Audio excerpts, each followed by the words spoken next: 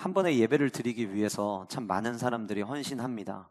오늘 이 주일 예배만 보더라도 어제 저녁에 누군가가 늦게까지 여러분들이 받으신 주보와 또 삽질을 인쇄하고 또 타공을 하고 여러분들 나눠드리기 위해서 주보사에 다 껴는 일을 통해서, 그 헌신을 통해서 오늘 예배를 준비했고요. 또 오늘 아침에는 많은 우리 예배팀과 또 방송팀들이 아침 일찍이 나와서 필요한 모든 자막들 점검하고, 그리고 음향을 점검하고, 또 예배팀은 또 한번 연습하고, 그런 시간들을 오전에 갖게 되었습니다. 주차 차량 관리 사역위원회에서는 아침에 여러분들이 예배 드리시러 오실 때에 안전하게 주차하실 수 있도록 주차할 수 있는 공간을 무더운 날씨 속에서 밖에서 헌신하시면서 섬겼고요. 또 예배 준비 사역위원회에는 예배 준비가 잘 되어 있는지 아침에 오셔서 점검하시고 또 안내하시면서 예배 드리러 오는 성도님들을 반갑게 맞이해 주시는 분들도 계셨습니다. 모든 걸 다 언급할 수는 없지만 한 번에 예배를 드리기 위해서 이렇게 많은 사람들이 각자에게 주신 은사와 달란트를 가지고 각양각색의 모습으로 섬기고 일하고 헌신하고 있다라고 하는 거죠. 그리고 그렇게 다양한 헌신들이 모여져서 하나님 앞에 우리는 예배하게 되고, 그렇게 우리가 예배할 때 그 현장 가운데 성령 하나님의 역사하심을 우리는 발견하게 됩니다. 저와 여러분들은 지금 작년부터 계속해서 사도행전 말씀을 함께 살펴보고 있는데, 사도행전을 우리가 성령 행전이라고 부르죠. 그리고 그 사도행전의 스토리들을 가만히 살펴보면 우리가 어느덧 22장 이제 마지막까지 왔지만, 제가 이번 주 말씀을 준비하면서 어제 그저께 1장부터 다시 한번 22장까지 본문을 한번 다시 한번 읽게 됐거든요. 근데 쭉 본문을 읽다 보니까 오늘 말씀의 제목이 그냥 그렇게 생각이 되더라고요. 왜냐하면 사도행전 1장에 예수 그리스도께서 십자가에 못 박혀 죽으시고 부활 승천하시는 장면이 일어나고 난 다음에 예수님께서 약속하셨던 것처럼 내가 떠나고 나면 내가 너희들에게 약속한 성령을 보내줄 테니까 너희들은 한 자리에 모여서 예루살렘을 떠나지 말고 오실 성령을 기대하고 기도하라고 이야기를 하셨잖아요. 근데 수많은 120명의 사도들이 마가의 다락방에 모여서 그들이 열심히 기도하였습니다.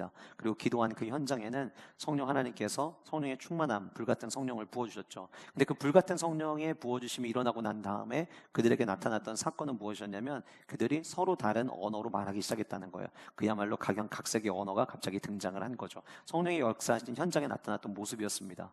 예수님을 모른다고 3번이나 부인했던 시몬 베드로가 성령의 충만함을 경험하고 나니까 그리스도의 복음을 전하는 메신저가 되어서 수많은 사람들에게 복음을 전하게 되었고, 그 복음의 메시지를 들은 결과로 인해서 수천 명의 예수 그리스도를 믿기로 결단하는 사람들이 예루살렘 안에 세워지게 되었습니다. 베드로와 요한이 예수님이 가르쳐 주신 것대로 우리의 모든 능력은 기도 외에는 방법이 없다는 걸 깨닫고 성전에 기도하기 위해서 올라가는데, 한 안진뱅이, 나면서부터 일어날 수 없었던 안진뱅이를 보게 되었습니다. 나면서부터 안진뱅이였기 때문에 뼈는 있을지 모르겠지만 온전한 근육은 하나도 없는 이 사람이 일어난다 한들 두 발로 설 수 있을까 싶을 만한 바로 그 사람에게, 세상 사람들은 금과 은을 그에게 주기를 원하고 그 또한 금과 은을 받기를 원하지만 베드로와 요한은 우리가 당신에게 줄 은과 금은 없지만 우리에게는 나사렛 예수 그리스도의 이름이 있다라고 이야기를 하면서 나사렛 예수 그리스도의 이름으로 일어나 걸으라고 손을 내밀고 그를 일으켜 세웁니다. 근육이 하나도 없던 그는 웬일인지 성령 하나님께서 너무나도 우리의 생각과 다르게 역사하시는 그 역사의 현장이 되어서 그는 기뻐서 춤을 추고 뛰면서 바로 그 일어나자마자 성전 안에 들어서 하나님을 찬양했다라고 하는 기록을 우리는 보게 됩니다. 아나니아와 삽비라가 주님의 것을 거짓말하여서 하나님이 얼마나 정직을 원하시는지 교회의 모든 성도들에게 보여주셨고, 수많은 성도들이 모여오니까 사도들이 이거를 다 구제하고 도와주는 일들을 감당할 수가 없어서 7명의 집사를 세우게 되었죠. 그리고 그 7명의 집사, 정말 다양한 사람들, 그들의 이름에서 느낄 수 있는 것처럼 정말 제각각 다른 모습이었는데, 그 제각각 다른 모습을 가진 사람들을 성령 하나님은 한 교회를 섬기는데 다 부르셔서 집사로 세우셨습니다. 그 중에 한 사람의 이야기가 특별하게 도드라지게 등장을 하죠. 바로 스데반 집사의 이야기였죠. 스데반은 예수 그리스도의 복음을 전하는 것 때문에 사도 바울을 중심으로 한 수많은 유대인들이 던지는 그 돌에 맞아 죽게 되었고, 그 죽는 과정에서 지난주에 우리가 함께 살펴봤던 것처럼 광야의 교회와 모세의 장막과 다윗의 장막, 그리고 솔로몬의 성전에 대한 이야기를 하게 됩니다. 조금 전까지 돌을 던지던 사도 바울이었습니다. 그렇게 스데반은 그 현장에서 사도 바울이 중심이 되어서 던져진 그 돌에 의해서 죽게 되었고, 이렇게 하나님의 역사가 끝나는가 보다 싶은 그때에 하나님께서는 그 스데반의 죽음을 통하여 모든 성도들을 온 지역으로 퍼치는데 그 사건을 사용하시게 됩니다. 우리의 생각으로는 이대로면은 이제 교회는 문을 닫겠구나라고 생각을 했는데 하나님은 그렇게 일하지 않으셨어요. 오히려 그 일을 통해서 주님이 그토록 원하셨던 예루살렘에서 점점점 퍼져가는 교회로 주님께서 사용을 하신 것이죠. 스데반 집사 한 사람의 이야기만 있었던 건 아닙니다. 빌립이라고 하는 집사가 에디오피아 내시에게 복음을 전하는 사건도 등장을 했고요. 그리고 스데반을 죽였던 그 사도 바울이 더 많은 일을 감당하겠다고 다메섹에 있는 교회를 잔멸하기 위하여, 우리 지난주에 살펴봤던 본문에는 다메섹의 형제들이라고 이야기하고 있지만 9장에는 다메섹에 있는 교회를 잔멸하기 위하여 올라갔다라고 기록하고 있는데, 교회를 핍박하기 위해서 올라가던 그 길에 너무나도 놀랍게도 가장 해가 머리 위에 서 있다는 그 정오 시간에 그 해보다 더 강렬하게 불타는 빛을 만나게 되었고, 그 빛에 의해서 예수 그리스도가 구원자 되심을 발견하게 됩니다. 자기가 예수 믿는 자들을 핍박하기 위해서 올라가던 다메섹이었는데, 그 다메섹에 올라가자마자 그는 그 다메섹에서 복음을 전하는 참 재미나고 아이러니한 이야기들이 계속해서 이어지는 것을 보게 됩니다. 10장에 가면 처음으로 베드로가 환상이라고 하는 걸 보게 되는데, 그 환상을 통해서 이방인이었던 가이사랴 백부장 그 군대 장관의 집에 들어가서 이방인에게 복음을 전하는 이야기까지, 우리가 지난주까지 22장까지 살펴봤으니 남은 모든 장도 다 요약을 하면 할 수는 있겠지만 시간이 많이 가서 하지 않겠지만, 이 모든 장들의 제가 이야기를 왜 여러분들에게 지금 이렇게 짧게 말씀을 드렸냐면, 사도행전에 등장하는 모든 스토리는 똑같은 이야기가 한 번도 등장하지 않습니다. 다 다양한 이야기가 등장합니다. 내린 결론이 있습니다. 우리 하나님은 보편적이지 않으시다는 거예요. 우리 하나님은 일률적이지 않으시다는 거예요. 우리가 인간이 살아가는 우리의 삶은 인과관계가 굉장히 분명합니다. 원인이 있으면 결과가 있는 것이죠. 분명히 공식이 있으면 그 공식에 따른 답은 똑같아야 된다는 것이 우리가 살아가는 세상입니다. 그런데 성령 하나님이 일하시는 그 현장은 인과관계라는 게 그렇게 중요하지 않게 느껴집니다. 아마도 사도행전을 작성했던 누가의 눈에는 이 하나님의 일하심이 너무나도 신기하게 보였을 거예요. 우리가 잘 아는 대로 저자였던 누가는 의사였습니다. 원인과 결과가 너무 분명하죠. 한 사람이 아파서 오면 그 사람이 어디가 어떻게 아픈지 진단을 하고, 그 진단에 따른 처방을 하면 그 다음에 어떤 결과가 올 거라는 것을 예상할 수 있는 거, 이게 과학의 힘 아니겠습니까? 그런데 누가가 바라보는 모든 현장은 사람의 생각대로 일하지 않으시는 성령이 하나님의 일하심의 현장이었고, 사람의 생각으로는 안 돼, 끝났어, 못해 라고 생각하는 그 현장 속에서 하나님은 아니야, 나는 할 수 있어를 계속해서 보여주시는 장면을 저자였던 누가는 계속 곁에서 지켜볼 수 있었으니, 이 사도행전을 쓴 누가는 삶이 얼마나 행복하고 즐겁고 설레임과 기쁨이 가득했을까라는 생각을 해보게 되었습니다. 한번 따라 보실까요? 성령님은 항상 일하십니다. 한번 다시 하겠습니다. 성령님은 다양하게 일하십니다. 내가 믿는 그 하나님이 이런 하나님이신 줄 여러분도 믿으시기를 바랍니다. 하나님은 나는 일하지 않은 것처럼 느껴진다 할지라도 하나님은 한 번도 일하는 것을 쉬신 적이 없으시고, 하나님은 내가 생각한 대로 움직이는 하나님이 아니라 내가 전혀 생각하지 못했던 상황 가운데, 현장 가운데 오셔서 일하시는, 정말 다양하게 하나님의 일을 이루시는 너무나도 귀하고 존귀하신, 우리 예배받으시기 합당하신 성령님이시라고 하는 사실입니다. 오늘 본문도 역시 마찬가지입니다.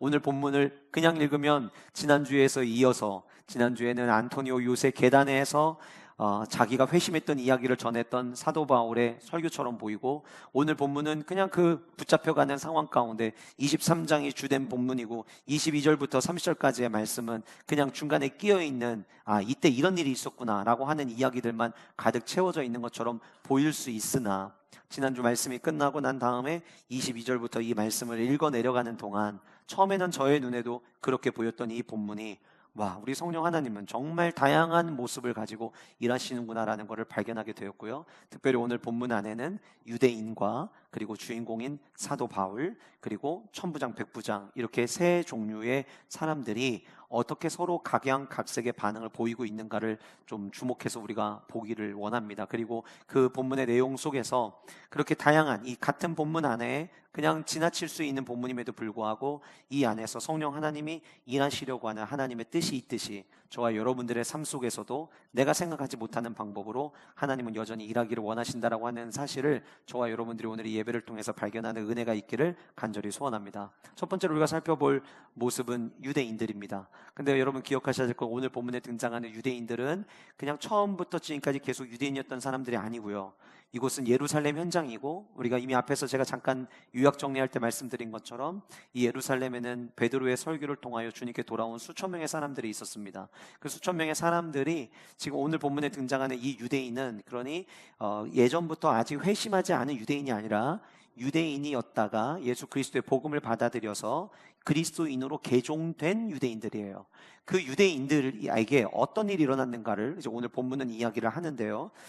지난주 우리가 함께 살펴봤던 것처럼 스데반이, 사도 바울이 스데반이 죽을 때에 이야기했던 스데반의 언급을 잠깐 이야기를 하고, 그리고 자기가 어떻게 회심하게 됐는지에 대한 이야기가 언급이 지난주에 이제 우리가 함께 살펴봤던 본문에 있었고요. 그리고 난 다음에 성전에서 기도하던 중에 보게 되었던 음성, 성전에서 기도할 때 주님께서 내게 말씀하신 이 특별하고 특이한 경험담을 이야기를 합니다. 어쩌면 이때부터 본문에 등장하는 이 개종된 유대인들은 귀를 쫑긋 세웠을지도 몰라요. 여러분 다 기억하시겠지만 천부장에게 사도 바울이 요청을 했죠. 그에게는 헬라어로 이야기를 했다가 네가 헬라 말을 할 줄 아냐? 그래서 서로 대화를 한 다음에 내가 사람들에게 이야기할 수 있도록 기회를 좀 달라고 했고, 그 히브리 사람들에게는 히브리 말이라고 성경은 본문에 있지만 히브리 말이지 히브리 어는 아니었어요. 당시 그들이 사용하는 아람어를 썼다라고 이야기를 제가 지난주에 말씀을 드렸죠. 그렇게 안토니오 요새 계단에 서가지고 자신이 전하고자 하는 이야기를 들을 때 그들 모두가 이 사람이 우리가 쓰는 아람어를 사용하네. 그래서 귀를 쫑긋 세우고 이제 그의 이야기를 듣기 시작을 했습니다. 근데 그의 얘기를 듣다가 오늘 본문의 22절에 보면 이 말하는 것까지 그들이 듣다가, 자, 우리 지난주에 기억나시죠? 사도 바울의 연설이 시작이 되었을 때 사람들이 전부 다 조용하게 그 이야기를 들었다라고 우리 지난주에 살펴봤어요. 그렇게 조용히 듣던 자들이 22절에 와서 이 말하는 것까지 그들이 듣다가 소리를 지르기 시작을 했대요. 그러니까 조용히 듣다가 다시 그들이 목소리를 높이기 시작을 했다는 거예요. 그러면 그들이 어떤 포인트에서 다시 그들의 분노가 다시 타오르기 시작을 했는가를 우리는 살펴봐야 되는데, 이 말하는 것까지라고 22절이 이야기하고 있는 것을 봐서 이 말하는 것, 그것은 21절에 언급하고 있는 본문의 내용이겠죠. 21절에 나더러 또 이르시되, 자, 성전에서 기도할 때 들었던 음성을 지금 계속 이야기를 하는데 마지막 이 얘기를 할 때 폭발한 거예요. 무슨 얘기를 했냐면 나더러 또 이르시되 떠나가라, 내가 너를 멀리 이방인에게로 보내리라 라는 이 말을 듣자마자 그들이 우리가 흔히 이야기하는 뚜껑이 확 열린 거예요. 그래서 소리를 지릅니다. 뭐라고 소리 지르냐면, 거 봐, 살려둘 가치가 없다니까, 그냥 죽이면 된다니까. 본문에 이야기하잖아요. 세상에서 없애버리자, 살려둘 자가 아니라. 이거 살려놓으면은 유익할 게 하나도 없다, 우리 빨리 죽여야 된다, 이런 소리들이 조용히 그의 연설을 듣다가 다시 커지기 시작했다라고 성경은 이야기하고 있다는 거예요. 자, 그렇다고 한다면 그 개종한 이미 그리스도인 된 그 유대인들은 지금 무슨 이야기 때문에 이렇게 결국 뚜껑이 확 열리게 되었을까 우리는 생각을 해봐야 돼요. 우리가 아는 대로 지금 이들은 가짜 소문을 계속해서 들어왔죠. 그 가짜 소문이 무엇이었습니까? 사도 바울은 모세의 가르침을 거절한다, 모세의 율법을 부인하게 한다, 하나님이 우리에게 주신 성전 중요하지 않다라는 이야기를 떠들었다. 이 가짜 소문을 듣고 어떻게 네가 그럴 수 있느냐라고 지금 달려왔었어요. 두들겨 맞다가 그 맞고 있는 모습을 본 천부장이 안토니오 요새로 데리고 왔던 거였잖아요. 그 끌려가는 동안 나한테 말할 수 있는 기회를 달라고 해서 이야기를 해가지고 이야기를 하는데, 우리가 늘상 쓰는 아람어로 이야기를 하니까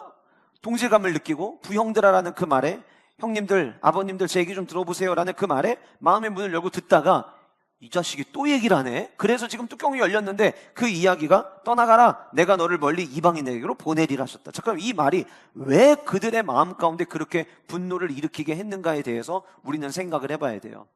여러분, 사실 당시 유대인들은 선민이라고 하는 정체성을 가지고 있으면서 하나님께서 유대인에게 주셨던 중요한 사명이 있었어요. 그게 무엇이냐면 유대인들의 시작이 되었던 아브라함에게 주셨던 축복, 우리가 늘 이야기하는 창세기 12장 3절에 이야기하는 복의 근원이 되는 삶이 유대인들 전체에게 주신 하나님의 사명이었어요. 다시 말씀드리면 너희들이 복을 받아서 내가 누구인지 알지 못하는 수많은 이방 사람들에게 유일하신 하나님이 바로 나라고 하는 사실을 너희들이 전해야 된다. 너희들이 복의 근원돼서 복을 흘려보내는 자가 되라. 이것이 하나님께서 유대인들에게 맡겨주신 사명이었어요. 그럼 이 유대인들은 자신들의 그 사명을 잘 감당을 해야 돼요. 그 사명을 감당하려면 결국에 우리가 지나칠 수 없는 사람들이 누구냐면 이방인들인데요.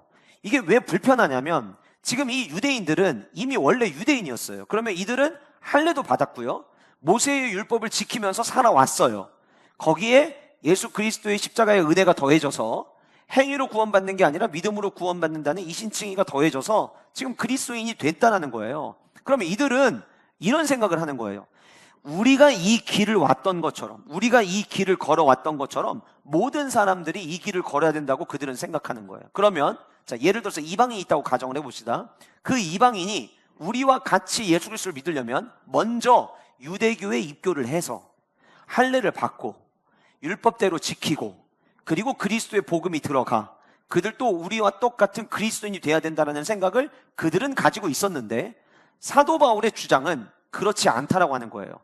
내가 성전에서 기도할 때 나에게 똑똑히 음성으로 들려주셨는데 내가 너를 멀리 이방인에게로 보내겠다, 이 얘기는 어떤 의미를 내포하고 있냐면, 당신들은 유대인이었다가 그리스도인이 됐지만 내가 복음을 전하러 가서 만나는 수많은 이방인들은 내가 전하는 그리스도의 복음을 받아들이고 그 현장에서 바로 그리스도인이 될 수 있다는 내용을 내포하고 있었다고 해요. 그러니 이들의 입장에서는 우리는 유대인으로서 할례를 받고 모세의 율법을 지키던 과정이 있었는데 이방인이었다가 그리스도인이 되는 사람들은 이 과정이 전부 다 생략이 돼버리는 거예요. 단순히 생략이 되는 게 아니라 이 생략된다라고 하는 것이 유대인들의 입장에서는 출발점에서 그리스도에게 가는 과정이, 유대인도 그리스도인에게, 얘네들이 유대인에게 들렸다가 그리스도에게 오는 게 아니라 바로 그리스도인들에게 오면, 유대인들의 생각은, 개종된 유대인들의 생각은 어떤 생각을 갖고 있냐면 우리나 이방인들이나 출발선이 똑같다는 이야기로 들리게 된 거예요. 그래서 지금 이들이 불쾌함을 느낀 거예요. 이게 결국은 이방인이었던 사람이 바로 그리스도인이 될 수 있다는 말은 할례를 받지 않아도 그리스도인이 될 수 있다는 얘기고, 모세의 율법대로 살지 않아도 그리스도인이 될 수 있다는 얘기인데, 그럼 우리가 소문으로 듣던 사도 바울은 모든 모세의 율법을 거절한다 라고 하는 말이 결국 그 말이 그 말이네 라고 생각이 됐던 거예요. 그래서 그들은 불쾌함을 느끼고 지금 사도 바울을 결국은 죽여야 된다라고 일하고 있다라고 하는 거예요. 그런데 여러분 잘 생각해 보세요. 이 과정 속에서 지금 우리가 예루살렘에 이제 붙잡혀가는 사도 바울을 우리가 마주하게 되는데, 하나님의 목적이 있으셨어요. 그 목적이 무엇이었냐면 사도 바울을 로마로 보내시는 게 하나님의 목적이에요. 왜냐하면 로마는 그야말로 이방인들의 천국이거든요. 거기에 지금 사도 바울을 보내야 되는데, 분명히 우리가 이미 예루살렘에 들어가기 전에 아가야의 예언을 통해서 보여줬던 것이 무엇이었냐면, 그 예언에 예루살렘에 들어가게 될 거고 붙잡히게 될 거라고 말씀해 주셨잖아요. 자, 그러면 질문을 던져야 돼요. 예루살렘에 들어가는 목적이 그냥 붙잡히기 위해서 들어가는 걸까요? 만약에 22장이 사도행전의 마지막 장이면 그 자체가 목적이 될 수 있어요. 그런데 본문을 읽다 보니까 22장이 끝이 아니에요. 23장이 있고요, 28장까지 앞으로 계속 이어지는데, 23장에서 28장까지의 본문의 내용은 뭘 담고 있냐면 로마로 가는 사도 바울의 여정을 담고 있어요. 다시 말씀드리면 성령 하나님은 사도 바울을 예루살렘이 마지막 종착역이 아니라 그를 로마로 빨리 보내야 되는데, 빨리 갈 수 있는 방법이 뭘까를 우리는 모르지만 성령 하나님은 알고 계신 거죠. 교회로 모여있던 이 성도들을 빨리 퍼뜨려야 되는데 우리는 어떻게 퍼져야 될지를 모르고 있지만, 하나님은 스데반이라고 하는 한 사람을 제물로 드림으로 말미암아 그의 죽음을 맞이해서 이 위기를 극복하고 우리를 잡아서 없애려고 하는 사람들을 피해서 곳곳으로 흩어지게 만드셨는데, 그 흩어지게 만든 것이 복음이 전국으로 퍼지게 하는 효과를 가져오게 한 것처럼, 우리는 모르지만 하나님이 가지고 계신 계획은 우리의 생각과 다르지만 있었다라고 하는 거예요. 그런데 오늘 이 본문 속에서 성령 하나님은 예루살렘을 거쳐 로마로 가는 사도 바울의 여정을 인도하시기 위해서 성령님은 여전히 일하고 계시는데, 그 일하는 모습 가운데 등장하는 유대인들의 모습은 무엇이었냐면, 그 하나님의 뜻이 무엇인지 알매도 불구하고, 하나님의 뜻이 뭐라고 했어요? 우리를 통하여 이방인들에게 복음이 전해지는 것, 이것이 자신들을 향한 하나님의 뜻인 줄 알매도 불구하고 이 사도 바울의 이야기를 듣고 그들은 그 이야기에 있어서만큼은 거절했다라고 하는 거예요. 우리가 생각한 방법대로 돼야 그게 하나님의 뜻이지, 하나님의 뜻인 걸 알아도 내가 원하는 방법, 내가 생각한 방법대로 가야 거기에 은혜가 있는 것이지, 하나님이 아무리 원하는 뜻이라 할지라도 우리의 생각과 다르면 이거는 찬성할 수 없어. 그게 당시에 유대인이었다가 개종한 그리스도인들의 생각이었다라고 하는 거예요. 놀라운 것은 하나님의 뜻임에도 불구하고 거절하는 유대인들이 있었는데 여전히 누가 일하고 계시다는 거예요? 성령 하나님이 일하고 계시다는 거예요. 여러분 이 얘기를 잘 들으세요. 이거를 잘못 적용하면 안 됩니다. 어떻게 적용하는 거냐? 나는 지금 하나님이 말씀을 통하여 2024년 내 삶 가운데 원하시는 뜻이 무엇인지 알겠고, 교회를 통해서 매주 주일 강단을 통해서 모든 예배 시간마다 주시는 말씀을 통해서 하나님의 뜻이 무엇인지 아는데, 하나님의 뜻을 거절해도 그 다양한 모습을 통해 성령 하나님은 일하신다고 이야기했으니 나는 계속 거절해야지. 그걸 얘기하는 게 아니에요. 그 거절한 사람들은 유대인이에요. 하나님은 그 유대인들을 쓰지 않으세요. 누구를 쓰냐면 하나님의 뜻을 거절하는 모습이 있었음에도 불구하고 하나님께 붙잡힌 바 되어 나아가는 성령 하나님에 이끌려서 나아가고 있는 사도 바울을 지금 보게 하는 거지, 너희들이 거절해도 괜찮아를 이야기하는 본문은 아니라고 하는 거예요. 그래서 오늘 이 본문을 통해서 우리는 두 가지를 살펴보고 두 가지의 기도 제목을 가져야 돼요. 첫 번째는 내가 혹시 유대인처럼 내가 원하는 생각대로 이루어지지 않으면 하나님의 뜻이라는 것을 알매도 불구하고 거절하는 나의 모습이 있는 것은 아닌지를 점검해야 돼요. 두 번째로 하나님의 뜻이어도 거절하는 자들의 모습이 있고 그것이 나에게 방해물이 되고 나에게 장애가 된다 할지라도 우리는 누가 돼야 되냐면 여전히 성령님이 붙잡고 일하시는 사도 바울이 되어 하나님의 뜻을 거절하는 세력이 있어도 내게 맡겨진 사명을 향해 끝까지 달려가는 은혜의 주인공 되게 해달라는 기도가 역시 같이 공존해야 되는 거예요. 그게 첫 번째 대지에서 우리가 가져야 될 두 가지 기도 제목인 거예요. 예를 한번 들어볼게요. 얼마 전에 제가 그런 말씀을 드렸는데, 저마다 생각이 있죠. 교회 안에서 이 사역을 하려면 그래도 교회와 함께 신앙생활 한 지 몇 년 정도는 돼야 되고 아니면은 직분은 그래도 있어야 되고 이런 생각을 만약에 가지고 있다고 가정을 해봅시다. 그래서 주방에서 막 열심히 일을 하고 있는데 교회 온 지 얼마 안 된 사람이 주방에 들어왔단 말이죠. 아니, 교회 온 지 얼마 됐다고 주방에 들어와요? 이 말이 하나님의 뜻을 몰라서인가요? 하나님은 모두가 함께 연합하여 서로 각 지체가 되어서 한 몸을 이루어 주님의 몸된 교회를 세우기를 원하시는 것이 하나님의 뜻이에요. 근데 내가 생각해 놓은 기준이 있는 거예요. 내가 생각해 놓은 기준, 내가 여기까지 오기까지, 내가 우리 교회와 신앙생활하면서 이 자리에 있기까지 나는 어떻게 길을 걸어왔는지에 대한 생각을 했는데 어느 누군가가 그 모든 과정을 생략하고 점프 뛰어서 오려고 하면 하나님의 뜻은 서로 연합하는 것이요, 하나님의 뜻은 서로 사랑하는 것이요, 하나님의 뜻은 서로가 돌보면서 그 안에서 협력하여 아름다운 하나님의 나라를 이루는 것이라는 것을 알면서도 불구하고 거절하고 싶을 때가 있다는 거예요. 그러나 기억하셔야 될 거는 여러분들이 그렇게 거절한다고 해서 하나님의 일이 멈춰지느냐? 그렇지 않다는 거죠. 내가 그거를 거절하는 순간 내 삶 가운데 일하시는 하나님의 영역은 멈춰지겠지만 그럼에도 불구하고 사명을 향해 나아가는 어느 누군가에게는 여전히 일하시는 하나님을 우리는 마주하게 될 거라고 하는 사실이에요. 그래서 사랑하는 영가족 여러분, 내가 생각한 루트, 내가 생각한 것이 나는 합리적이라고 생각하고 내가 생각한 것이 나는 맞다고 생각해. 근데 그 모양이 그대로 이루어지지 않을 때 내 마음 가운데 불편한 마음이 있다면 그것 또한 하나님 앞에 내려놓는 은혜가 우리 모두에게 있기를 간절히 소원합니다. 예전에 한번 우리 교회 부흥성회 때 한 목사님께서 그런 얘기 하셨죠.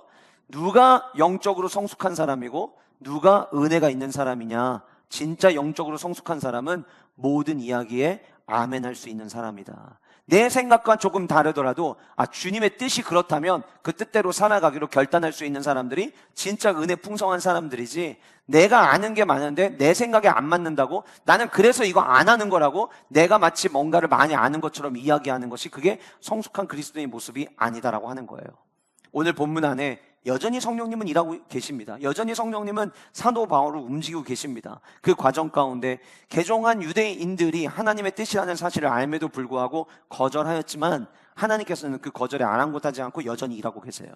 저와 여러분들의 모습 가운데, 우리의 삶의 모습 속에서 나도 모르게 거절하고 나도 모르게 밀어내려고 하는 모습들이 있거든. 하나님 앞에 우리들의 모습들을 회개하고 돌이키고, 오히려 하나님, 우리의 주변 가운데 이런 거절하는 모습들이 있다 할지라도 꿋꿋이 주님 맡겨주신 사명을 향해 걸어갈 수 있는 은혜와 축복이 저와 여러분들의 삶 가운데 있기를 간절히 소원합니다. 두 번째로 우리가 살펴볼 모습은 사도 바울에게 나타난 모습이에요.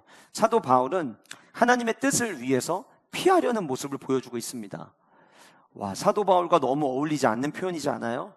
하나님의 뜻을 위해 피한다? 사도 바울 하면 늘 부딪히는 사람, 돌파하는 사람, 담이 있으면 뛰어넘는 사람, 뛰어넘기 어려우면 그냥 뚫어내는 사람, 뭔가 사도 바울 하면 그런 사람처럼 여겨지지 않으세요? 여러분들이 생각하는 사도 바울은 어떤 사람입니까? 사도 바울은 예수 그리스도를 만나고 난 이후에 여러 자기가 쓴 서신서에서 자기의 목숨이 중요하지 않다는 것을 여러 차례 이야기를 합니다. 여러 구절들이 있지만 로마서 14장에 보시면 뭐라고 이야기를 하냐면, 누구든지 자기를 위해 사는 사람이 없고 누구든지 자기를 위해 죽는 사람이 없다. 누구든지 자기 자신을 위해서 태어나는 사람, 누구든지 자기 자신을 위해서 죽는 사람이 없다라는 이야기를 하고 난 다음에, 그럼 우리는 무엇을 위해서 살고 우리는 무엇을 위해서 죽느냐를 로마서 14장 8절에 이야기를 하는데, 우리가 너무 잘 아는 말씀입니다. 같이 함께 한 목소리를 읽어보도록 하겠습니다. 시작. 우리가 살아도 주를 위하여 살고 죽어도 주를 위하여 죽나니 그러므로 사나 죽으나 우리가 주의 것이로다. 예, 맞아요. 사도 바울의 이것이 생각이었어요. 사는 거 죽는 거 그게 중요하지 않아요. 이 얘기의 의미의 포인트는, 내가 죽어도 주님을 위해서 죽을 수 있다면 그것만큼 영광인 것이 없다라는 생각을 가지고 있는 거예요. 그리고 실제로 사도 바울이 그런 생각을 가지고 있는 게 맞다라고 우리가 증명할 수 있는 것이, 그가 쓴 옥중 서신서들을 보면 전혀 흐트러짐이 없어요. 옥에 갇히는 순간, 물론 역사는 사도 바울이 이게 몇 번째 옥에 갇히는 거고 그 이후에 풀려나는 거고 이걸 우리는 알고 보지만, 사도 바울은 옥에 갇힐 때마다 이 옥에 갇히는 것이 마지막이라는 생각을 늘 해야만 했어요. 그러면 죽음을 눈앞에 두고 있으면 두려워야 되잖아요. 근데 사도 바울은 한 번도 죽음에 대한 두려움을 우리에게 보여주질 않습니다. 내가 만약에 그리스도를 위해서 죽는다? 그건 너무나도 영광스러운 일이지라고 하는 생각을 사도 바울은 가지고 있었던 거예요. 그가 그런 생각을 할 수 있었던 이유가 무엇인가, 그의 생각을 조금 더 들여다볼 수 있는 것이 역시 옥중서신인 빌립보서의 말씀을 통해 잘 살펴볼 수 있는데, 빌립보서 3장에서 사도 바울이 빌립보 교회에게 편지를 쓰면서 누가 진정으로 할례받은 자인가에 대한 언급을 합니다. 그러면서 할례받은 자의 특징 세 가지를 이렇게 정리를 하는데요. 첫 번째로, 성령으로 봉사하는 자들이 온전한 할례를 받은 사람이다. 육신의 할례가 중요한 게 아니라 그 사람이 진짜 그리스도 안에서 거듭나고 구별된 사람이냐를 볼 때, 그렇게 온전한 할례를 받은 자들은 성령 안에서 봉사한다, 성령 안에서 사역한다. 두 번째 특징은 뭐냐면, 그리스도 예수 그리스도를 자랑하는 삶을 산다. 진짜 할례 받은 자는 여기저기 어디를 가든지 그리스도를 자랑하는 거죠. 그리스도 자랑하는 게 예수님만 자랑하는 걸까요? 교회의 몸이 예수 그리스도라고 이야기했으니 교회 자랑하는 거, 예수님을 자랑하는 거, 나를 구원하신 구원주를 자랑하는 삶을 살아가는 자들이 그야말로 진짜 할례 받은 자이다. 마지막 세 번째로 이렇게 얘기를 합니다. 육체를 신뢰하지 않는 자가 진정한 할례를 받은 자다. 여기서 육체를 신뢰하지 않는다라고 하는 말의 의미는 무엇이냐면요, 육체의 노력을 통해서 만들어 놓은, 아주 쉽게 얘기하면 스펙, 내가 살아가기 위해 쌓아놓은 업적, 이런 모든 것들을 중요하게 여기지 않는다는 거예요. 신뢰하지 않는다는 건 중요하게 여기지 않는다는 거예요. 그 얘기를 하고 난 다음에 자기 얘기를 합니다. 뭐라고 이야기하냐면, 나는 8일 만에 할례를 받은 사람이고, 나는 이스라엘 족속 중에 베냐민 지파고, 왕족이라는 거죠. 나는 히브리인 중에 히브리인이고, 율법으로는 내가 열심히 너무 가득해서 교회를 박해하는 자였다. 지난주에 우리가 살펴봤던 내용과 흡사 비슷한 내용이 빌립보서 3장에도 언급이 됩니다. 근데 그 얘기가 끝나고 난 다음에 앞에서 언급했던 거를 다시 이어서 설명합니다. 이 모든 것, 나한테 유익하던 모든 것을 나는 그리스도를 위하여 해로 여겼는데, 어느 정도 해로 여겼냐면 나 그 모든 걸 다 배설물로 여겼다.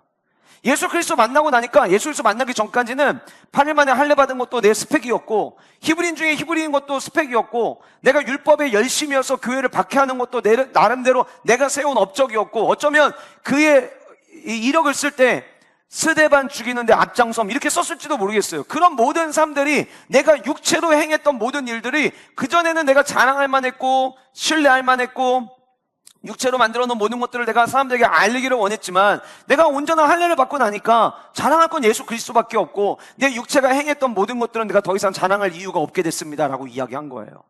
그리고 난 다음에 빌립보서 3장 10절부터 12절까지 나와 있는 본문에도요, 뭘 얘기하냐면 죽는 거 두렵지 않다는 거예요. 뭘 보여할 수 있냐? 11절에 이렇게 이야기합니다. 어떻게 해서든지 죽은 자 가운데서 부활에 이르려 하노니. 벌써 아직 죽지도 않았는데 죽어도 살리실 부활의 영광을 그는 이야기하고 있더라라는 거예요. 이 얘기가 끝나고 우리가 잘 아는 내용이 그 다음에 등장합니다. 그게 무슨 얘기냐면 나는 하늘의 시민권을 가진 자랍니다. 하늘의 시민권을 가진. 그러면 여러분, 지금까지 제가 말씀드린 이 내용을 통해서 사도 바울의 삶이 어땠는지를 가만히 정리를 해보면요, 그는 예수 그리스도를 만나고 난 이후에 이전에 자랑하던 모든 것들을 전부 다 배설물로 여겼어요. 죽음 두려워하지 않는 사람이었어요. 지금 그런데 어떤 상황이 일어났습니까? 사람들이 얘기했잖아요. 저 사람 죽는 게 낫다니까, 살려둘 이유가 없다니까. 다시 소동이 일어났어요. 소동이 일어난 그 현장 속에서 23절 말씀해 보시면 떠들며 옷을 벗어던지고, 이 옷을 벗어던진다는 이 표현이 예전에 한번 등장했던 데가 있어요. 언제냐면 스데반 죽일 때 사람들이 옷을 벗어가지고 사도 바울 발 앞에다 갖다 놨잖아요. 이게 무슨 의미냐면 옷을 입고 사람을 향해서 돌을 던지면 그 돌에 여러 번 맞다 보면 피가 튀기게 될 거고, 그 피가 내가 입고 있는 옷에 묻으면 유대인들은 내 몸에 피가 묻으면 그거를 부정한 걸로 여겼어요. 그러니까 죽일 땐 죽이더라도 일단 나는 깨끗한 삶을 유지해야 되는 거예요. 그래서 옷을 벗어가지고 옷을 잘 놓고, 그리고 나서 본문에 티끌을 공중에 날렸다라고 이야기하는데, 티끌을 공중에 날리는 게 뭔지 여러분들이 잘 모르시더라도 뭔가 화나서 그 분노를 표현한 것처럼 보이죠. 근데 제가 이 본문을 당시 고대 문헌들을 이렇게 좀 자료들을 찾아보니까 티끌을 날리는 경우는요, 분노를 표현하는 건 맞는데 이 분노는 그냥 분노가 아니라 신성모독이라고 여겨질 때 이런 행동들을 했다고 해요. 그러니까 지금 이들은 어떻게 감히 네가 성전에서 너한테 하나님이 그런 이야기를 했다고, 말도 안 되는 이야기를 해. 사도 바울에 대해서 화를 내고 있지만 나름 우리가 돌을 던질 때에는 의미를 부여를 해야 돼요. 이 의미 부여가 뭐냐? 우리 단순히 너한테 기분 나빠 돌 던지는 거 아니다. 네가 신성모독한 거야. 그래서 돌 던지는 거야. 그런 의미를 지금 가지고 있다라고 하는 거예요. 천부장에게 말할 기회를 달라고 해서 말할 기회를 줬는데 사람들이 다시 죽이려고 하니까 24절에 천부장이 바울을 영내로 데려가라 명하고, 사람들이 또 막 소요를 일으키니까 안 되겠다, 빨리 안으로 데리고 가 라고 얘기를 한 거예요. 데려가라고 명하고 그들이 무슨 일로 그에 대하여 떠드는지 알고자 하여 채찍질하며 신문하라 한데, 이렇게 성경은 이야기하고 있어요.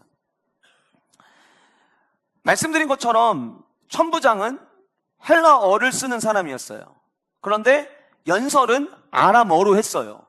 뭐라고 막 떠들었는데 갑자기 사람들이 다시 사도 바울을 죽여야 된다고 이야기를 하니까 도대체 무슨 얘기를 했길래 사람들이 죽이자고 하는 건지 이유를 알아야 되잖아요.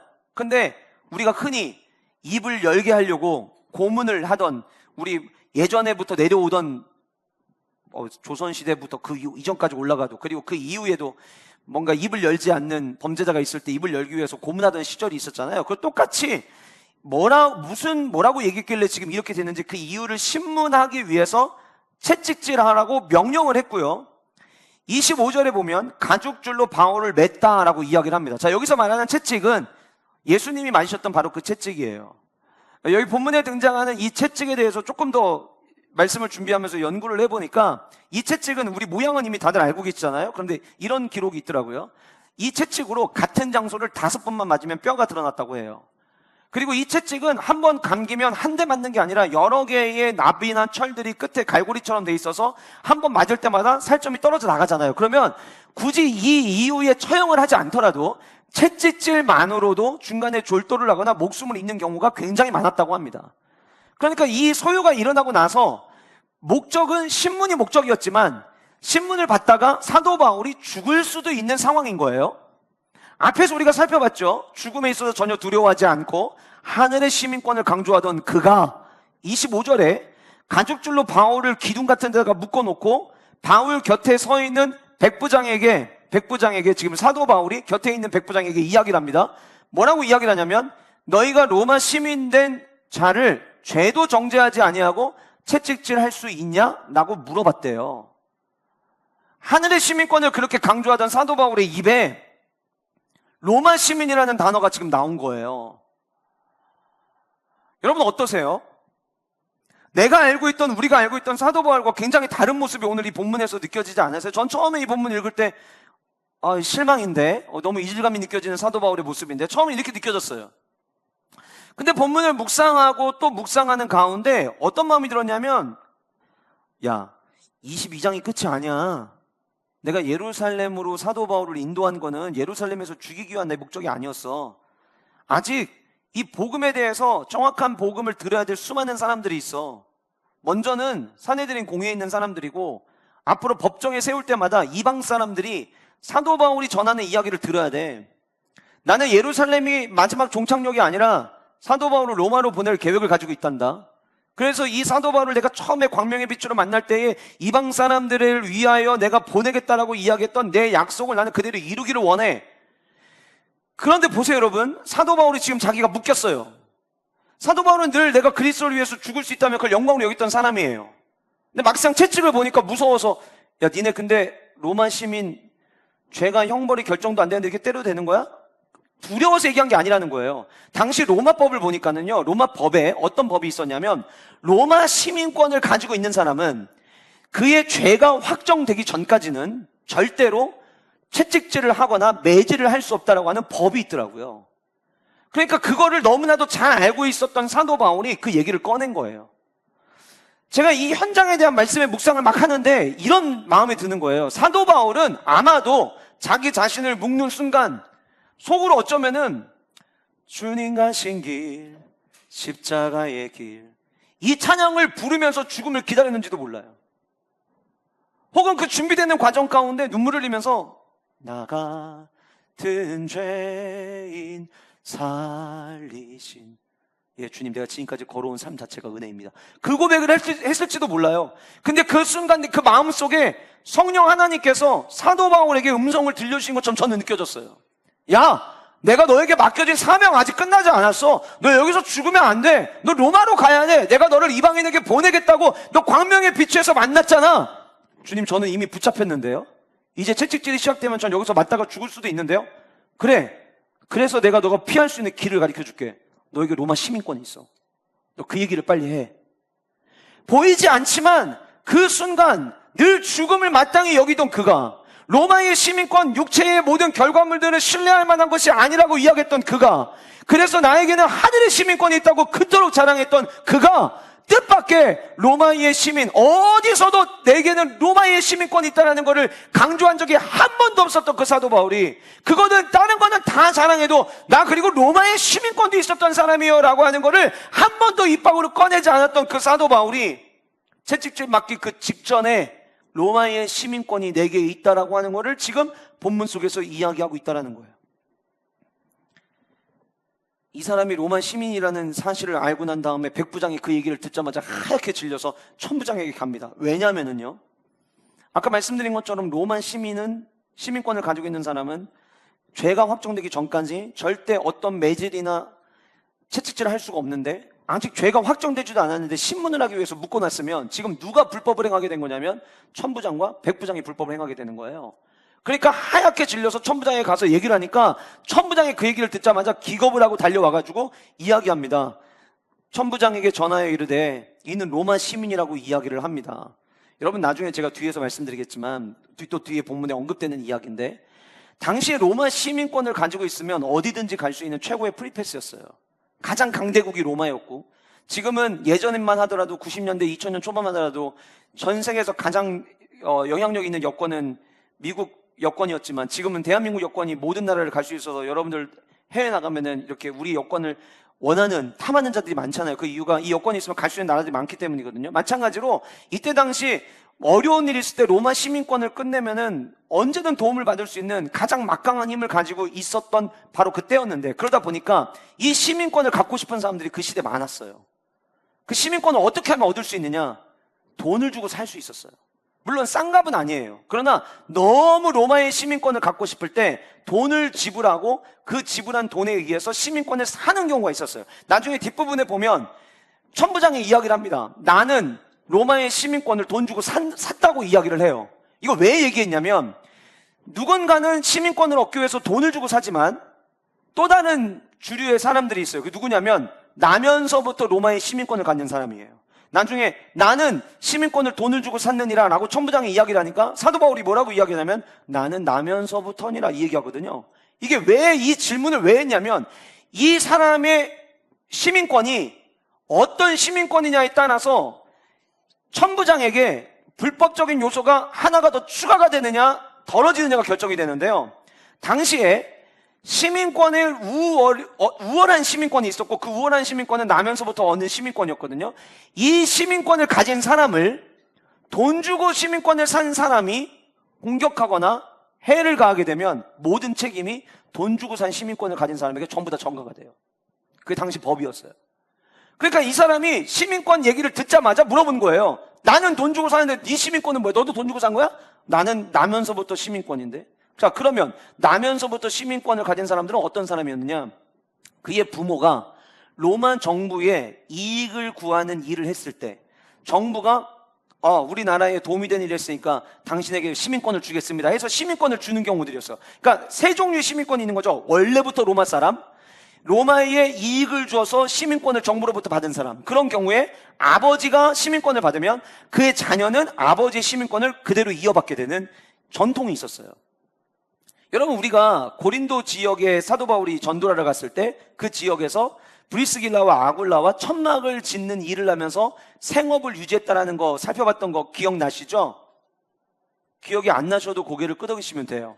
그랬던 적이 있었어요. 여러분, 그때 제가 이렇게 말씀드렸죠. 그때 만들었던 장막은 그냥 캠핑할 때 쓰는 텐트 장막을 만드는 게 아니라 로마 군인들이 전투에 나갔을 때 만드는 천막이었다. 그러니 그 천막 만드는 일을 사도 바울이 했다면 이 일은 사도 바울은 누구로부터 배웠을까요? 아버지로부터 배운 거예요. 아버지가 천막 만드는 일을 했고 그 일을 어렸을 때 봐서 사도 바울도 어깨너머로 본 일을 가지고 이방인을 위하여 전도할 때 와, 그게 이렇게 쓰일 줄은 몰랐는데 천막을 만드는 일을 하는 브리스길라와 아굴라를 만나게 되면서 나도 어깨너머로 배웠던 그 일을 가지고 도와가지고 생업을 유지했던 거예요. 자, 그러면 아버지인지 할아버지인지는 모르지만 어쨌든 그의 부모 중에 누군가가 이 로마의 군대에 천막을 만들어서 보급하는 일을 했고 그 일을 감사히 여겼던 로마 정부가 그의 부모들에게 시민권을 줬는데 그 가정에서 사도 바울이 태어나면서 아버지의 시민권을 이어받은, 그러니까 이 가정은 로마 정부에 업적을 세웠던 명문 가문인 거죠. 이해가 되시죠? 그런 상황이 지금 펼쳐진 거예요. 펼쳐지는 그때에 사도 바울의 마음속에 잊고 있었던 예수 그리스도를 만나기 전에 그때는 내가 유익으로 여겼지만 지금은 나에게 필요 없는 거야 라고 여겼던 그것을 하나님은 생각나게 하심으로 말미암아 지금 이 상황, 이 위기, 아직 못다 이룬 하나님의 뜻을 위하여 죽음이라고 하는 이 위기를 피하는 모습을 보이고 있다라고 하는 거예요. 그러면 여러분들 삽제에는 하나님의 뜻을 위해 피하려는 모습으로 되어 있지만 결국 이것은 뭘 얘기하는 겁니까? 내가 생각할 때는 내가 하나님의 뜻을 이루는데 이 지난날의 과거는 별로 도움이 되지 않을 거야. 내가 예수 그리스도를 만나고 나서 지난날에 내가 살아왔던 여정들은 다 쓰레기통에 버리고 싶어. 가끔 이런 분들이 있거든요. 목사님, 예수님 만나기 전에 제 삶을 다 지우기가 있다면 지워버리고 싶어요. 그런 마음을 가지고 계신 분들 계실 수 있어요. 그런데 여러분, 하나님은요, 나는 지우고 싶은 그것을 하나님의 뜻을 이룰 때, 여러분들이 위기를 만났을 때 그 상황을, 위기를 극복하기 위한 도구를 쓰실 수도 있고요, 단순히 위기를 극복하는 도구만이 아니라 하나님의 뜻을 위해서 여러분들의 그 삶을 하나님은 쓰기를 원하실 수 있다고 하는 거예요. 우리 교회 성도님들 가운데 아내분이 신앙생활을 먼저 시작하셨는데 그 아내분이 신앙생활 하시는 거 탐탁치 않게 여겨서 늘 핍박하고 그냥 교회 가지 마 이 정도가 아니라 때로는 때리기도 하고 집에 있는 성경책 막 찢어서 버리기도 하고 그랬던 분들이 우리 성도님 가운데 계시거든요. 그분들은 예수 그리스도 만나고 난 이후에 와, 내가 그때 왜 그랬나 모르겠어요. 내가 그때 왜 이렇게 우리 아내를 못 사귀고 그랬나 모르겠어요 라고 이야기를 합니다. 지우고 싶은 내 삶이죠. 근데 만약에 2014년 셀프를 위해서 전도를 하려고 나가는데 내 주변에 계속 만나던 거래처 사장님이 계시는데 우연히 얘기하다 듣다 보니까 옛날의 나인 거예요. 월요일에 만났는데 나 어제도 대판 싸웠다고. 왜 그랬냐고. 우리 아내는 허구한 날 교회 간다고. 내가 그러면 안 되는데 내가 어제는 손찌검을 좀 했다고. 만약 예를 들어보자는 거예요. 근데 그 얘기를 들었을 때 나는 지우고 싶은 과거일 수 있어요. 그런데 그 이야기를 들은 그 한 누군가가 이거는 하나님이 지금 나에게 이 사람을 주님께로 인도하기 위해서 나에게 나의 지난날의 삶의 이야기를 들려주기를 원하시는구나라는 깨달음을 주셔서 그랬군요. 난 그 마음 너무 잘 압니다. 사실 나도 옛날에 그랬습니다. 나도 옛날 손찌검도 하고 성령책 꼴도 보기 싫다고 찢어 버리기도 하고 나도 그랬던 삶이 있습니다. 그런데 중간에 자기가 예수 그리스도를 만나게 된 계기들을 쭉 설명하고 나도 그래서 지금은 신앙생활 하는데 나도 사실 어제 교회 갔다 왔는데 예배드리고 말씀 가운데 생활하고 하다 보니 이전에 예수 그리스도를 알기 전 나의 삶보다 지금 예수 그리스도를 만난 내 삶이 훨씬 더 안정적이고 행복하고 평안하더라고요. 나는 지우고 싶은 과거일지 모르겠지만 그 지난날의 과거를 하나님은 쓰기를 원하실 수 있다고 하는 거예요. 가끔 우리 대학생들 이제 대학교 졸업하고 직장을 구하는데 와 목사님 전 대학을 왜 다닌 걸까요? 이렇게 얘기하는 청년들이 있어요. 왜냐하면 자기가 전공한 과목과 전혀 상관없는 직장을 취업을 해가지고 다니게 되는 경우들이 있거든요. 그래서 대학을 왜 다녔는지 이해를 못하겠다고 이야기해요. 그럼 항상 제가 들려준 이야기가 있습니다. 그것도 하나님이 언젠가는 쓰실 거야. 우리의 생각으로는 필요 없는 거라고 생각할지 모르지만 하나님은 언젠가는 그것도 쓰실 거야. 저희가 미국에서 공부하던 중에 둘째가 태어났어요. 저희 처음에 유학 갈 때 빨리 공부 마치고 돌아와야 된다는 생각이 있었기 때문에 둘째를 갖겠다는 생각을 사실 하질 않았었어요. 뭐 그렇다고 원치 않은 아이가 태어났다 이런 의미는 아닙니다. 계획을 하지 않았을 뿐이에요. 근데 이제 하나님께서 둘째를 미국에서 낳게 하셨죠. 근데 이제 얼마 전에 이제 9월 달에 우리 아이들 데리고 미국 비전 트립 가는 일정이 있어서 여기저기에서 조언을 듣다 보니까 이 아이가 나중에 만약 혹시 공부를 하러 미국으로 가게 되면 이 미국의 시민권을 가지고 있는 아이가 미국 여권을 가지고 미국에 왔다 갔다 했다는 기록이 남겨져 있으면 거의 학비를 내지 않고 무료로 다닐 수 있는 길들이 굉장히 많더라고요. 그래서 그 이야기를 아는 주변에 계신 분들이 그런 얘기를 해줘서 이번에 이제 가기 전에 만료된 미국 여권을 다시 재발급받기 위해서 얼마 전에 대사관에 다녀왔어요. 근데 하윤이가 둘째가 기가 막힌 이야기를 하더라고요. 나는 지금 태어나고 난 이후에 평생을 해외여행 중이야.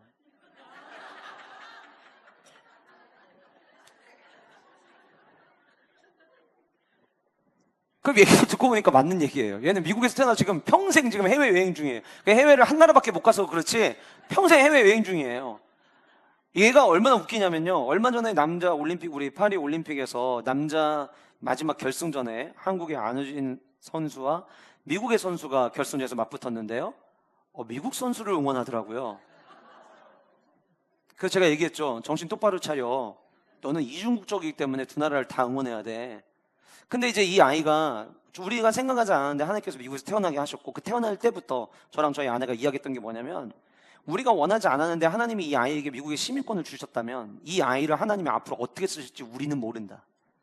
우리가 모르기 때문에 이 아이가 하나님의 계획대로 만약에 하나님이 이 아이를 미국에서 공부할 수 있는 기회를 만약에 주셔서 공부하게 된다면 그럴 수 있기 위해서 우리가 지금의 할 수 있는 일들을 우리가 도움을 주는 게 맞다. 그래서 사실은 한국 여권을 가지고도 미국에 갈 수 있지만 미국 여권을 이번에 발급받게 됐거든요. 여러분 우리의 삶이 나는 필요 없는 거라고 생각할 수 있어요. 근데 그건 우리의 생각인 거예요. 하나님은 정말 다양한 방법으로 우리의 삶에 일하시고 역사하시는 하나님이세요. 그렇다고 한다면 어떤 누군가는 지금까지 여러분들이 걸어왔던 그 삶의 여정들을 하나님이 하나님의 뜻을 이루시고 하나님의 나라를 확장하는 데 사용하기를 원하시는 분들도 계시겠지만 여러분들 가운데는 이렇게 얘기하는 분들이 계실 수도 있어요. 목사님, 지난날 과거는 모르겠고요. 지금 제가 너무 힘듭니다. 저는 지금 이 순간을 좀 지우고 싶습니다. 늘 잘 됐는데 요즘 너무 어려워서 저는 지금 이 시간을 좀 지우고 싶습니다. 늘 우리 가정에는 웃음꽃이 늘 날마다 있었는데 언젠가부터 다투는 소리, 아이들이 크면서 대드는 소리, 가정 안에 기쁨과 즐거움이 있기보다는 요즘에는 염려하는 일이 더 많은 것 같은데요. 하나님 저는 지금 저의 오늘을 좀 지우고 싶습니다. 라고 얘기하는 분들이 여러분들 가운데 계실 수도 있을 것 같아요. 그러나 이거 한 가지를 우리 모두가 기억했으면 좋겠습니다. 내가 지우려고 하는 오늘도 하나님이 어떻게 쓰실지 모른다는 사실이에요. 우리의 길을 걸어가는 동안 사람이 자기를 계획할지라도 그 걸음을 인도하시는 분은 하나님이시라고 했잖아요. 나는 몰라요. 나는 열심히 계획해요. 그러나 우리가 계획한 대로 다 됩니까? 우리의 삶은 결국 누구의 계획대로 되는 거냐면 우리를 지으시고 우리를 자녀 삼아주신 하나님의 계획대로 되는 거예요. 때로는 그 하나님의 뜻을 이루기 위해서 겉으로 보여지기에는 아니 어떻게 사도 바울이 이렇게 쪼잔한 모습을 보일 수가 있지? 어쩜 이렇게 사도 바울이 치사한 방법을 쓸 수 있지? 마치 이런 거는 채찍질을 딱 하려고 하는 순간 나 로마 시민이에요. 이 말은 다르게 표현하면 나 지금 살아야 돼요 라는 표현이거든요. 어떻게 이럴 수 있지? 그런데 그거를 생각나게 하시는 분이 하나님이시고 지금 이 위기를 피해야만 하는 이유는 아직 사도 바울에게 맡겨진 사명이 있기 때문이에요. 사랑하는 여러분, 지금 이 피하고 싶은 분들 계십니까? 하나님께서 여러분들을 피하게 하실 거예요. 왜냐? 따라하시겠습니다. 나를 향한 하나님의 계획이 아직 끝나지 않았다. 여러분 아멘이십니까?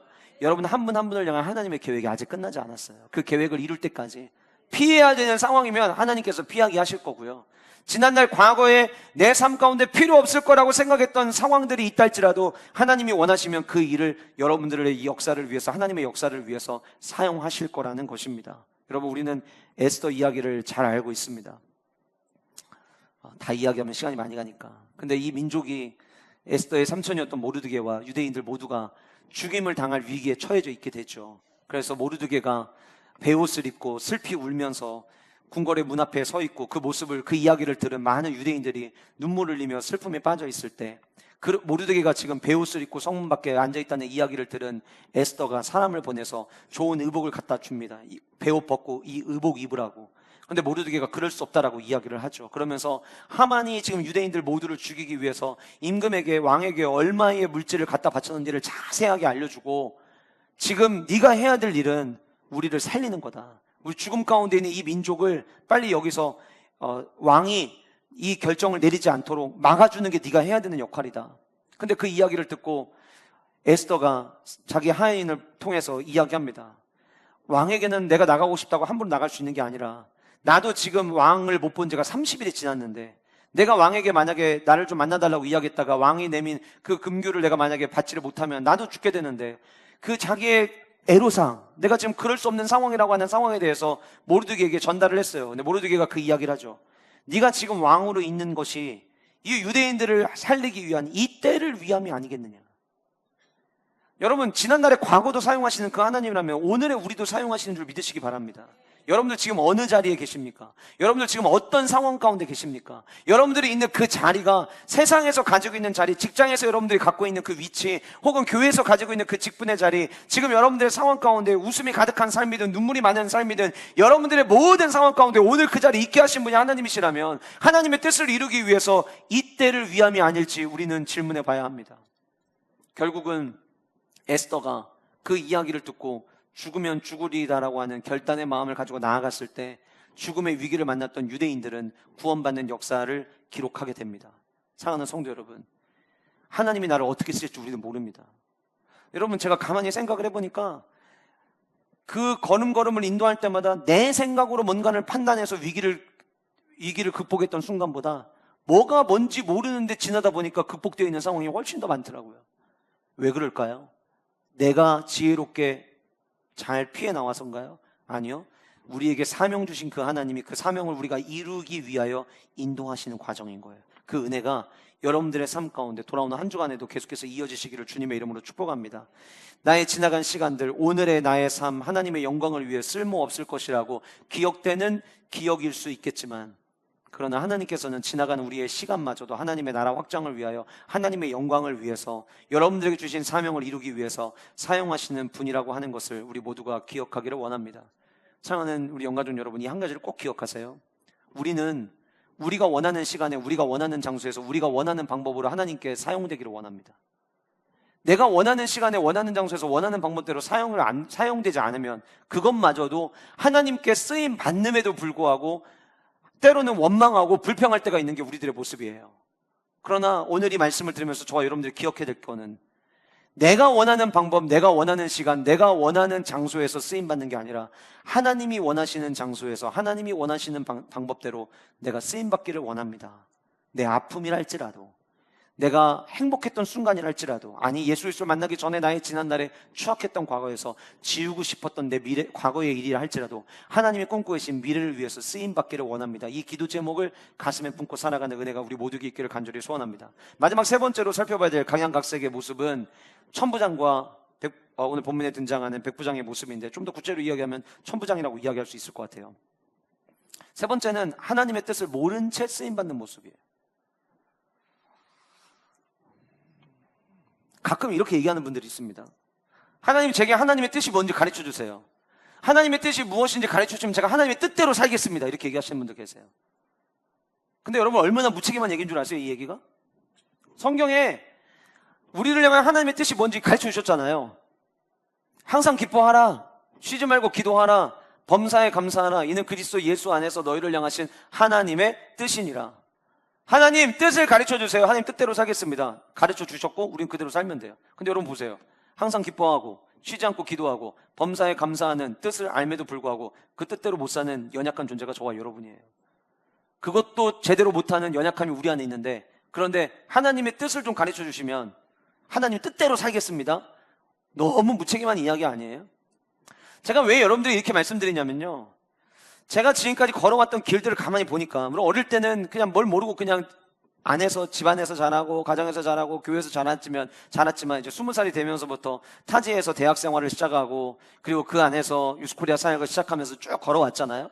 제가 가만히 생각을 해보니까요, 지금까지 걸어오는 순간 동안 이게 하나님의 뜻이구나 라고 정확히 알아서 제가 반응했던 순간들보다 하나님의 뜻인 줄 모르고 살아왔는데 뒤돌아보니까 그 안에 하나님의 뜻이 있었구나를 발견할 때가 훨씬 더 많더라고요. 물론 그 마음은 이해해요. 하나님의 뜻을 가르쳐주시면 뜻대로 살겠다, 그 마음은 이해해요. 이 여러 가지 선택지 중에서 뭐를 선택해야 될지, 뭐 하나 선택했다가 잘못된 선택해가지고 힘든 여정이 또 오는 것보다는 하나님이 기뻐하시는 것이 무엇인지 올바르게 선택해서 쉬운 길, 평탄한 길을 가고 싶은 마음이 있는 거 우리 모두의 마음은 아닐까요? 그러니까 기도할 때 하나님 앞에 그렇게 기도할 수 있어요. 그 기도가 잘못된 기도는 아닐 거예요. 주님, 저에게 주님의 뜻이 무엇인지 분별할 수 있도록 은혜 주세요. 나는 기도할 수 있어요. 그러나 저의 삶만 그런 게 아니라 아마 여러분들의 삶도 마찬가지일 거예요. 여러분, 지금까지 걸어오시는 동안 여러분들은 모든 삶의 여정 속에서 주님의 뜻이라고 확신하고 모든 결정을 해오셨습니까? 아니실 거예요. 되돌아보니까 그것도 하나님의 뜻이었구나 라고 발견하는 것이 저와 여러분들의 삶이라고 하는 거예요.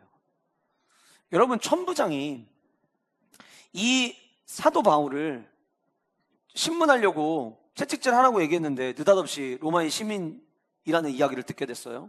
그래서 28절 아까 얘기한 것처럼 천부장이 질문합니다. 나는 돈을 많이 들여서 시민권을 얻었다. 그랬더니 바울이, 그래, 나는 나면서부터인데, 얘기를 했단 말이에요. 그러니까 신문하려던 사람들이 곧 그에게서 물러가고, 천부장도 그가 로마 시민인 줄 알고 또 그가 결박한 것을 두려워하면서 풀어줘요. 이튿날 천부장이 유대인들이 무슨 일로 그를 고발했는지 진상을 알고자 하여, 아까도 똑같아요 여러분, 진상을 알고자 하여, 아까는 채찍질 하려고 했는데 이번엔 방법이 바뀝니다. 진상을 알고자 하여 그 결박을 풀고 명하여 제사장들과 온 공회를 모으고 바울을 데리고 내려가서 그들 앞에 세우니라. 사도 바울이 비공식적으로 안토니오 요새 계단에서 설교하는 게 아니라 이제 그때 당시 가장 강력한 의결기구였던 사내들인 공의회에서 주님께서 선포하라는 말씀을 전할 기회를 얻게 되는데, 이건 하나님의 계획이죠. 하나님은 로마 시민권을 가지고 있다는 것을 말하게 함으로 말미암아 너를 향한 내 사명이 아직 끝나지 않았어. 난 널 로마로 보내야 돼. 근데 그 로마로 보내려면 과정이 있어야 돼. 그 첫 번째 과정이 사내들인 공의회에 가야 돼요. 그 사내들인 공회에 가는 이 모든 계획이 하나님의 계획 안에 있지만, 하나님을 알지 못하는 천부장이 그 하나님의 뜻을 알겠습니까? 모르는 거예요. 모르는데 대화하다 보니까 로마 시민이라는 걸 알았고, 대화하다 보니까 나는 돈 주고 산 시민권인데 사도 바울은 나면서부터 시민권이라는 이야기를 듣고 나니 이거는 내가 채찍질해서 신문할 문제가 아니라는 것을 깨닫게 돼요. 그를 공의회로 보내게 된 거예요. 천부장은 이 모든 과정 속에서 하나님이 막 계시를 보여주시고, 너 지금 사도 바울을 공의회에 세워야 돼, 뭐 음성을 들려주시고 환상을 보여주시고, 그래서 한 게 아니라 천부장은 하나님의 뜻 그런 거 몰라요.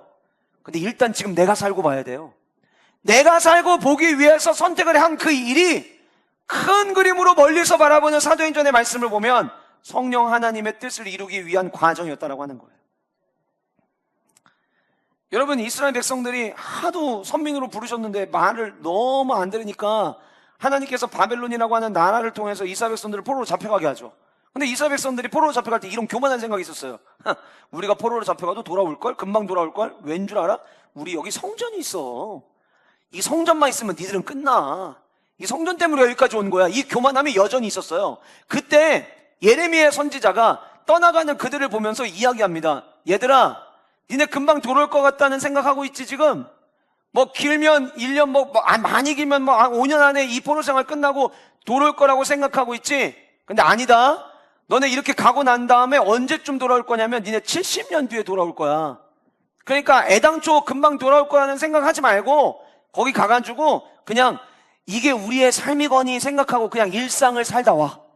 예레미야가 이렇게 이야기했단 말이에요. 그러니까 여러분, 예레미야의 이야기를 들을 때마다 이스라엘 백성들이 죽이려고 했던 이유가 좋은 얘기를 하나도 안 했거든요.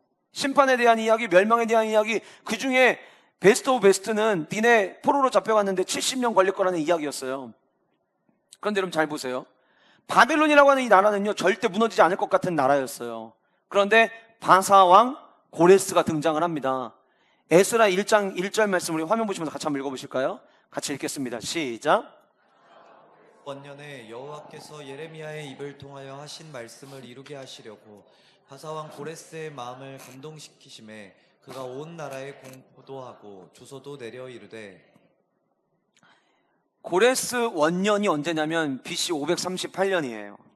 정확하게 70년 전에 예레미야 선지자를 통해서 니네 70년 걸릴 거라고 하나님이 예언하셨어요.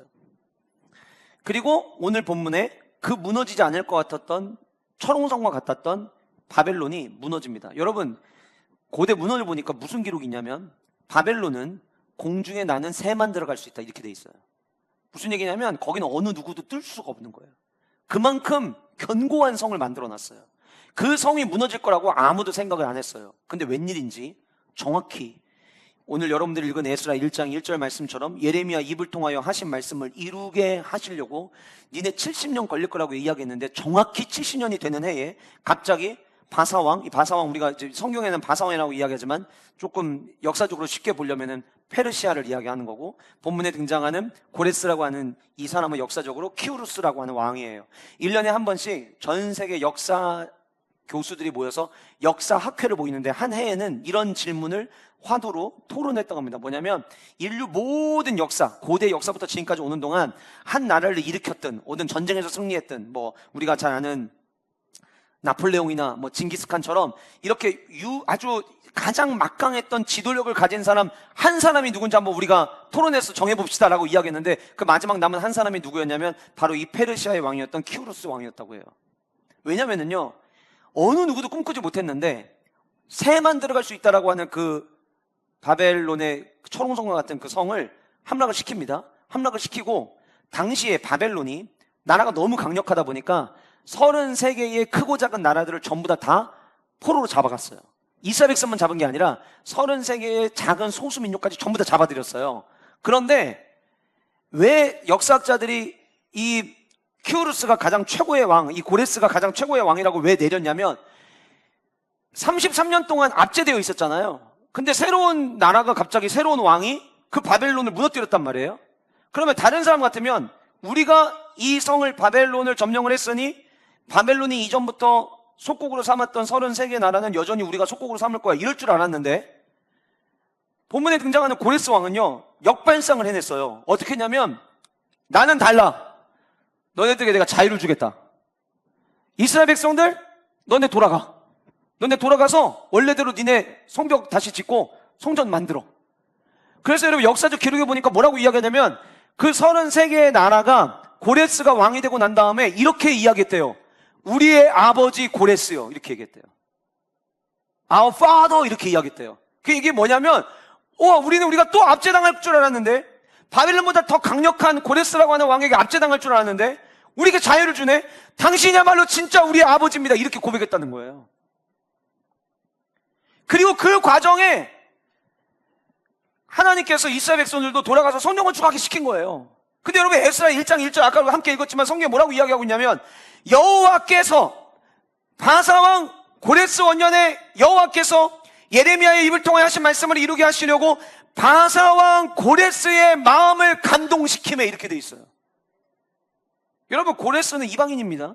하나님을 전혀 몰라요. 하나님의 영을 몰라요. 그러면 여러분 이 말이 갑자기 막 정복을 했는데 하나님께서 계시를 하셔가지고 고레스 왕에게 야 너 다 돌려보내, 이스라엘 가서 성령을 축하게 시켜, 이렇게 뭔가 성경은 그렇게 이야기하고 있지만 고레스가 그걸 알고 했겠냐고요. 고레스는 모르고 한 거예요. 고레스가 이 일을 계획하기 전에 이미 70년 전에 하나님이 큰 그림을 다 그려놓으셨어요. 예레미야를 통해서 이미 예언을 다 하셨어요. 그게 하나님의 뜻이었어요. 그러면 포로로 잡혀갔다가 니네 돌아오게 될 거다. 어떻게 돌아올지 몰랐어요. 어쩌면 70년이라는 세월을 채우는 동안 이스라엘 백성 가운데 예레미야가 70년 걸린다고 이야기를 했는데 안 될 거다라는 생각 가진 사람이 더 많았을지도 몰라요. 왜요? 70년 동안 안 무너졌다니까요. 그런데 말도 안 되는 방법으로 바사왕 고레스가 그 바벨론을 무너뜨리게 되면서 70년 전 하나님의 계획, 예레미야를 통해서 예언한 그대로 돌아가는 길이 열린 거예요. 자, 성경은 바사왕 고레스의 마음을 감동시켰다고 이야기했지만 고레스는 몰라요. 고레스가 하나님의 뜻을 알고 이스라엘 백성들을 돌려보냈는데 쓰임받은 게 아니라는 거예요. 그는 몰랐어요. 근데 나중에 이 성경이 기록되고 보니까 모른 채 하나님께 쓰임 받았다라고 하는 거예요. 천부장, 백부장이 그랬듯이. 저는 오늘이 세 번째 말씀이 저와 여러분들의 삶의 기도 제목이 되기를 원하는데요. 여러분, 우리가 주님의 뜻을 다 알고 하나님께 영광 돌리는 삶을 살 수 있을까요? 그렇지 않습니다. 그런데 우리 이렇게 기도했으면 좋겠어요. 하나님, 내 삶 가운데 하나님의 뜻을 다 알고 반응하면 너무 좋겠지만 그러지 못하는 삶이라 할지라도, 하나님의 뜻이 어디 있는지 모르는 삶이라 할지라도 하나님 어떻게든 주님이 원하시는 일에 쓰임받는 주의 백성 되기를 원합니다. 이것이 우리의 기도 되기를 원합니다. 사랑하는 여러분, 그래서 저와 여러분들 안에 멈추지 않고 해야 될 기도가 있어요. 주님, 저는 하나님이 저를 어떻게 인도하실지 모릅니다. 저는 저를 향한 하나님의 뜻이 뭔지 다 인지할 수 없습니다. 그러나 따라하시겠습니다. 하나님께 쓰임받고 싶습니다. 한 번 더 합시다. 하나님께 쓰임받고 싶습니다. 우리 모두 그렇게 하나님 나라에 쓰임받는 존귀한 주의 백성들 되시기를 주님의 이름으로 축복합니다.